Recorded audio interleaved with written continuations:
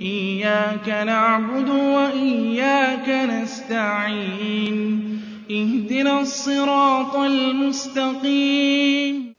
ان یفتنہم، ان کو خدشہ یہ تھا کہ کہیں وہ آزمائش میں مبتلا نہ کر دیں۔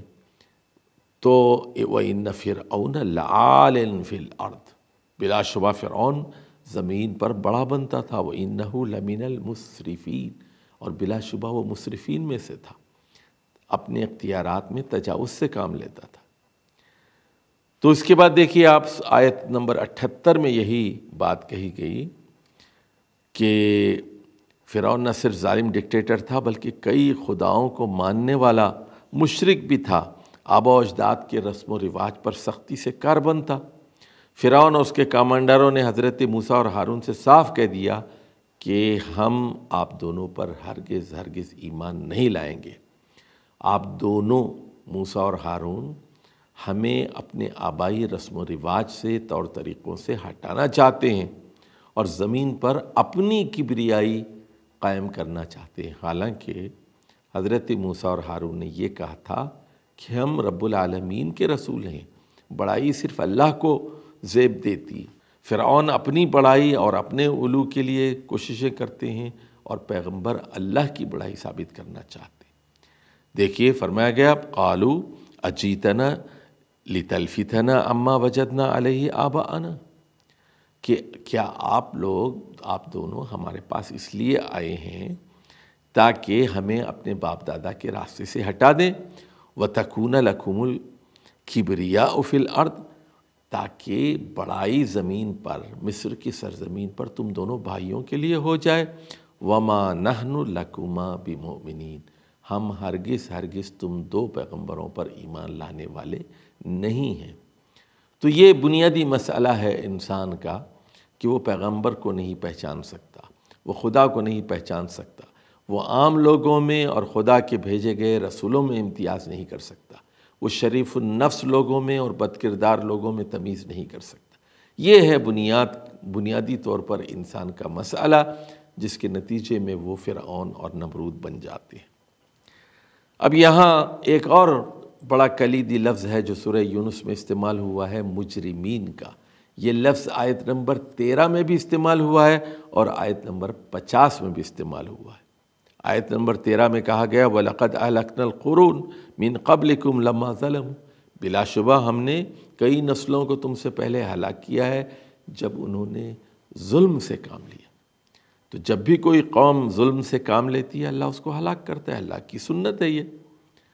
او جاءتہم رسلہم بالبینات، یا پھر ان کے پاس جب انبیاء آئے بینات لے کر، واضح تعلیمات لے کر، وما كانوا لیؤمنوا، لیکن وہ ایمان لانے والے نہیں تھے، ضدی تھے، ہٹ درم تھے، پیغمبروں کی بات کو سننے والے نہیں تھے۔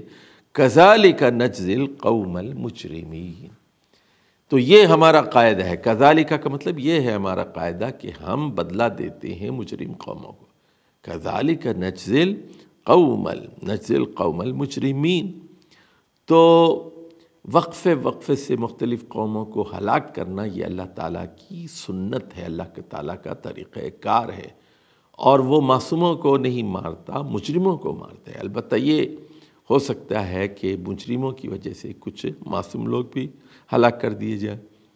انہی مجرمین کے بارے میں دیکھیے آیت نمبر 50 میں کہا گیا قُلْ أَرَأَيْتُمْ إِنْ أَتَاكُمْ عَذَابُهُ بَيَاتًا أَوْ نَهَارًا مَاذَا يَسْتَعْجِلُ مِنْهُ الْمُجْرِمُونَ، تو یہاں مشرکین مکہ کو خبردار کیا گیا کہ اللہ تعالیٰ کا عذاب دن کے وقت بھی نازل ہو سکتا ہے اور رات کے وقت بھی، انہیں غور و فکر سے کام لینا چاہیے اور تقوی اختیار کرنا چاہیے۔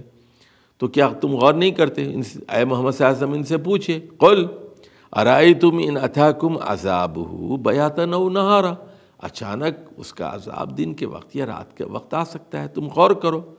ماذا یستعجل منہ المجرمون، پھر یہ مجرم لوگ اس کے بارے میں کیوں جلدی کر رہے ہیں؟ تو اب آ جائیے سورہ یونس کے نظم جلی پر مختصراً اور اجمالی بات کر لیتے ہیں۔ 8 پیراگراف پر مشتمل اس کا نظم ہے۔ ابتدائی 2 آیات میں بتایا گیا ہے کہ قرآن مجید اللہ کی کتاب ہے، محمد صلی اللہ علیہ وسلم پر نازل کی گئی ہے، اور یہ مسلمانوں کے لیے خوشخبری ہے اور کافروں کے لیے ایک تنبیہ اور وارننگ۔ دوسرا پیراگراف آیت نمبر 3 سے 20 تک آیات پر مشتمل ہے۔ اس میں بتایا گیا ہے کہ قریش کے عقیدہ شرک اور عقیدہ آخرت کی تردید کس طرح کی جا سکتی ہے، اور ان کا یہ مطالبہ تھا کہ یا تو قرآن کو بدل دو، میں ترمیم کر دو۔ صاف بتا دیا گیا کہ یہ محمد صلی اللہ علیہ وسلم کا اختیار نہیں ہے کہ اس میں کوئی تبدیلی کی جا سکے یا پھر اس کے بجائے کوئی دوسرا قرآن لایا جا سکے۔ تیسرا پیراگراف آیت نمبر 21 سے آیت نمبر 46 تک تقریباً 25 آیات پر مشتمل ہے۔ اس میں مادہ پرست قیادت سے مجادلہ ہے اور بتایا گیا کہ من دون اللہ کی مدد سے بھی یہ اس طرح کی ایک صورت بھی تصنیف نہیں کر سکتے۔ إياك نعبد وإياك نستعين اهدنا الصراط المستقيم